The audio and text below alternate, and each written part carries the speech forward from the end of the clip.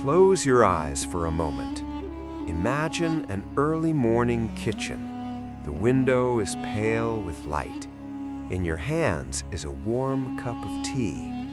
You lift a spoon and watch a golden thread fall into the steam. Honey moves slowly, like sunlight that learned how to pour.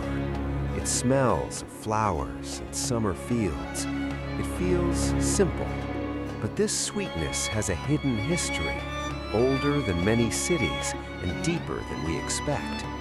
Long before people built supermarkets or factories, they searched for sweetness in the wild. For thousands of years, honey was the easiest sweet food to find in nature, if you were brave enough to take it. Early hunters climbed trees and cracked open hives with smoke and stones. They risked stings for a few mouthfuls of energy.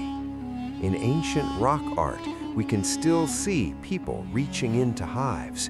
That picture is a small window into a very old hunger. As farming grew, people began to notice something important. Bees could be partners, not only insects to fight. In ancient Egypt, beekeepers kept hives made from clay tubes and stacked them along the Nile. When the river flooded, the land became green and flowers appeared. Bees drank from that season and turned it into honey. Egyptians used honey in bread, in drinks, and in medicine. They also placed honey in tombs because it lasted a long time and felt like a gift for the afterlife. Far to the east, in the lands between rivers, people also valued honey.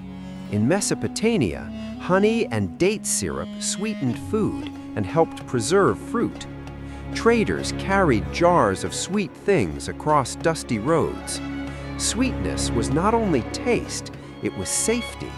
If you could store honey, you could store calories, and in the ancient world, stored calories meant surviving winter, drought, or war. Then the story moves to Greece and Rome.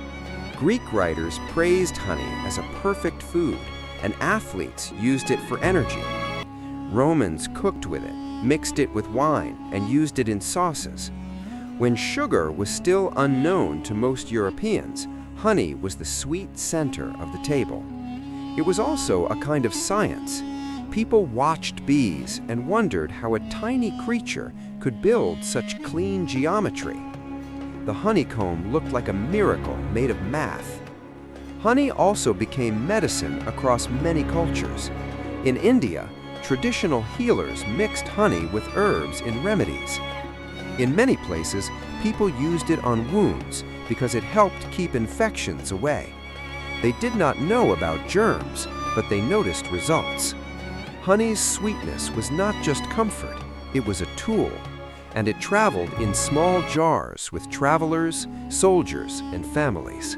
As centuries passed, honey shaped daily life in quieter ways. Before electric lights, beeswax candles burned cleaner than many other candles. Temples, churches, and homes valued that steady flame. So the hive offered two treasures: honey for food, wax for light. In many villages, a beekeeper was more than a farmer. He was a guardian of sweetness and a keeper of small fires. In the medieval world, honey did another job.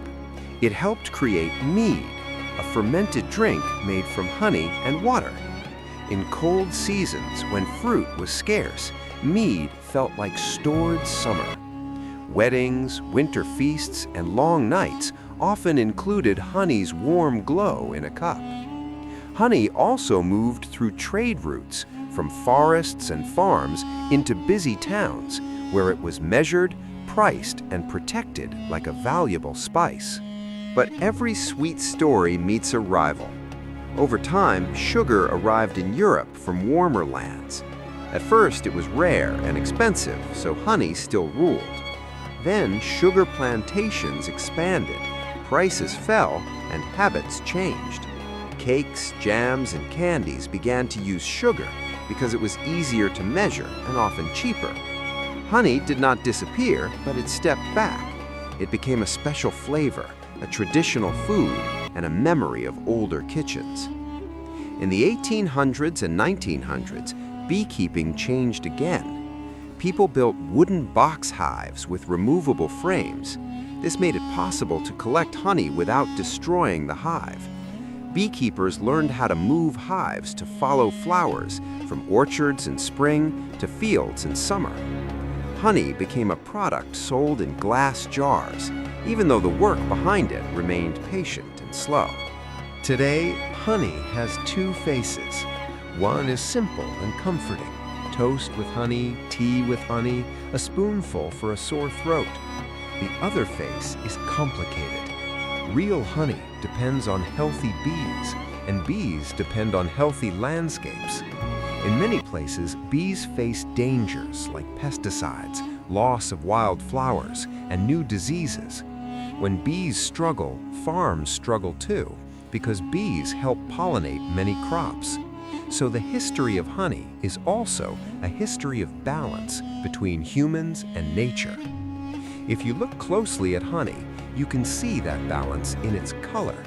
Some honey is light, almost clear. Some is dark, like amber. Each jar is a map of where bees traveled. Clover, orange blossom, eucalyptus, wild mountain flowers, and spring gardens create different sweetness. Honey is not one taste. It is many small histories gathered drop by drop. And when you buy honey, choose local, pure honey when you can, so small beekeepers can keep going. So tonight, when you taste honey, remember the long path behind it. Remember the risky climbs of early hunters, the clay hives along the Nile, the candles that lit quiet rooms, and the jars that crossed old roads. Honey is not only a sweet food, it is a story of cooperation, patience, and survival. It teaches a gentle lesson. The sweetest things often take time. Now take your last sip of tea. Feel the warmth in your hands. Listen to the quiet. Somewhere in a garden or a field, bees are still working, turning flowers into a golden memory. And in your cup, that memory becomes part of you. Sleep well, stay curious, and keep a little space in your life for sweetness.